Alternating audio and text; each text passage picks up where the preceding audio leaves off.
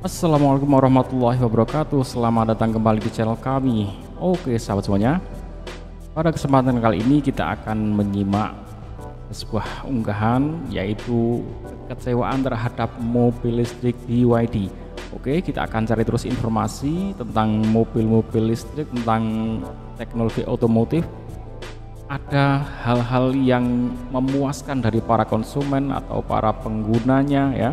Ada hal-hal yang mengecewakan, kita akan cari terus kira-kira kekecewaan ataupun kepuasan ini kira-kira sesuatu yang realistis atau yang mengada-ada, atau ada faktor-faktor lain yang perlu kita cermati.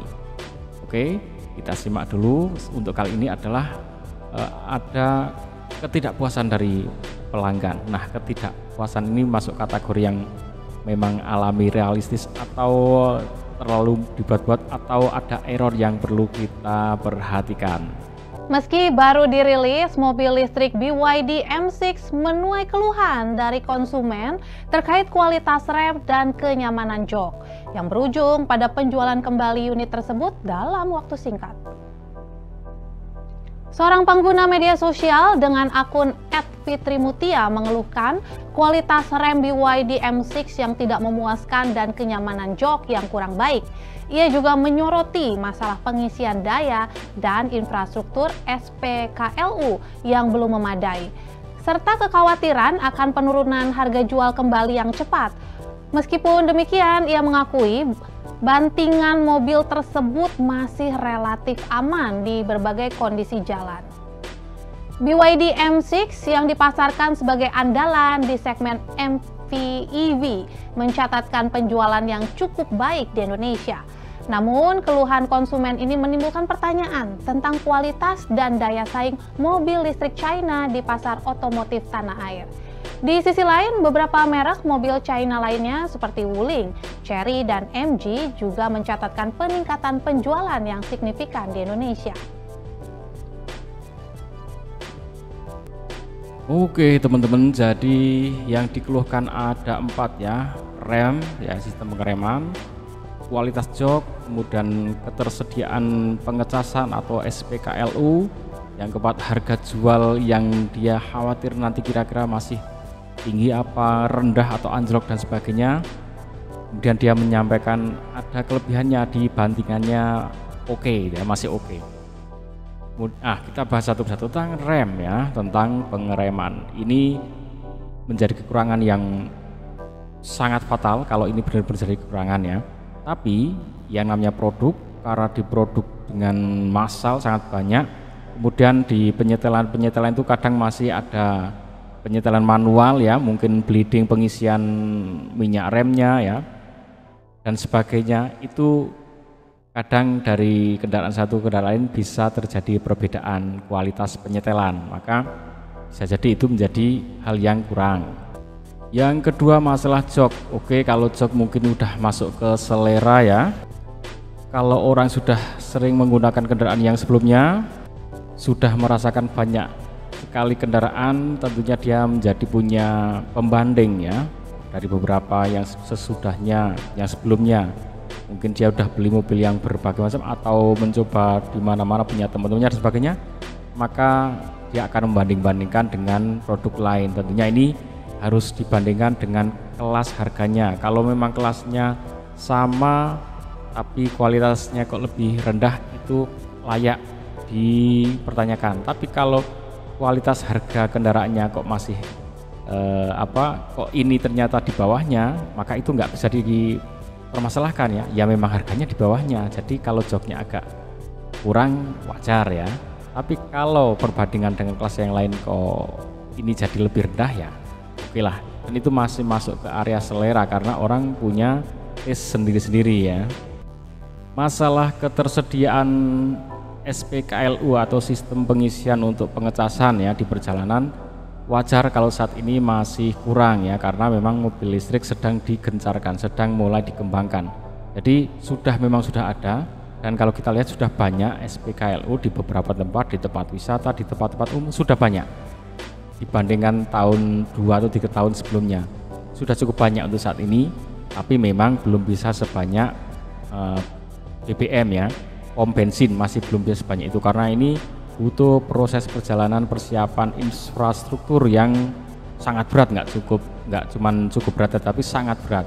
Tapi kalau ini nanti sudah bisa terpenuhi dalam jangka beberapa kilometer ya, ada SPKLU, maka ini akan sangat oke.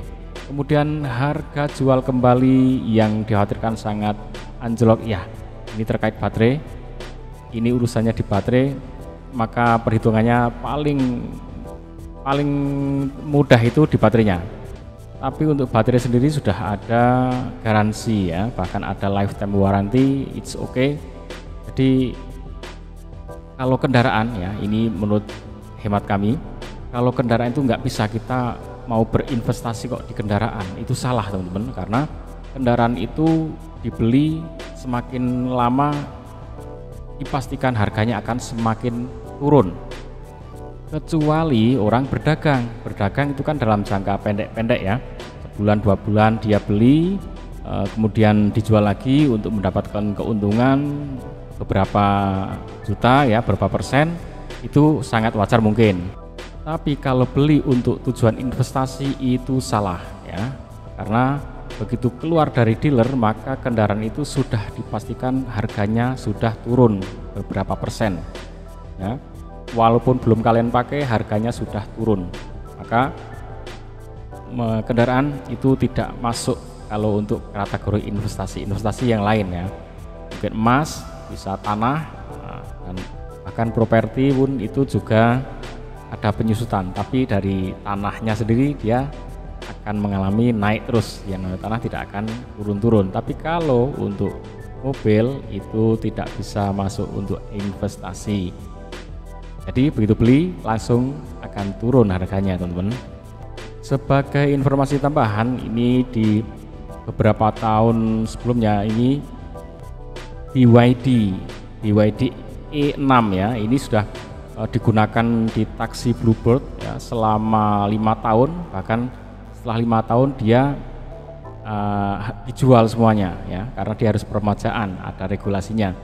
Nah, mobil-mobil listrik BYD ini sudah beroperasi 5 tahun, ada yang kondisinya masih bagus, ada yang sudah rusak, ada yang sudah tidak bisa dicas, ada yang masih berjalan dengan normal, dan itu beda-beda walaupun sama-sama mobilnya ya, mobilnya sama-sama BYD, kemudian digunakan dari tahun yang sama, tapi tingkat kerusakannya pun berbeda-beda karena tadi penggunanya, sopirnya, perlakuannya itu juga beda-beda, kehati-hatiannya juga beda, kemudian kualitas dari material itu pun walaupun sama-sama BYD ada potensi tidak sama, tidak rata. Yang namanya barang elektronik tidak ada jaminan, harganya sama, kualitas spesifikasinya sama, saat digunakan tingkat keawetannya pun tidak bisa dipastikan akan sama. Ya, cuman harapannya adalah dia sekelas akan sama, tapi pada realitanya dia akan ada perbedaan teman-teman. Ada yang dipakai sampai awet sekali, ada yang cukup awet, ada yang enggak awet sama sekali, berguna langsung rusak. Itulah barang elektronik. Jadi ya wajar seperti itu, ada faktor untung-untungan, ada faktor bejo dalam dunia elektronik, otomotif atau apapun yang ada bejonya. Oke teman-teman, semoga informasi bermanfaat. Jadi keluhan tadi menurut saya keluhan yang ada sisi benarnya dari usernya, karena dia merasakan memang pengeremannya bermasalah, tapi bisa jadi itu adalah kasuistik, tidak semua dari mobil BYD ini bermasalah sama seperti itu.